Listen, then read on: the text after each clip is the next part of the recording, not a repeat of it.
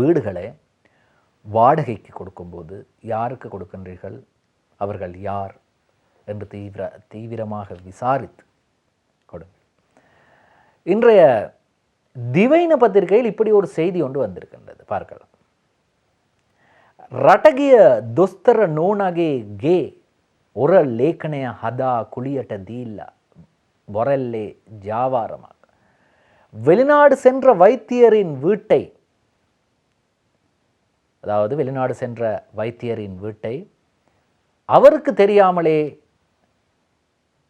ஆவணங்களை, போலி ஆவணங்களை தயாரித்து இன்னும் ஒருவருக்கு கூலிக்கு கொடுத்து அதன் மூலமாக பணம் பெற்று தலைமறைவாகிய நபரை பற்றி தான் இந்த செய்தி வந்திருக்கின்றது.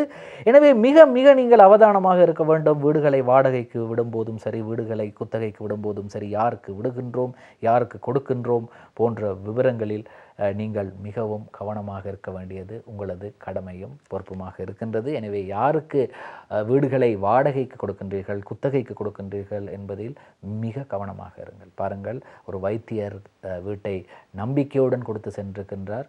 எனவே அவர் வருவதற்கு முன் வீட்டை வேறொருவருக்கு கூலிக்கு கொடுத்து போலி ஆவணங்களை தயாரித்து கொடுத்திருக்கின்றார்கள்.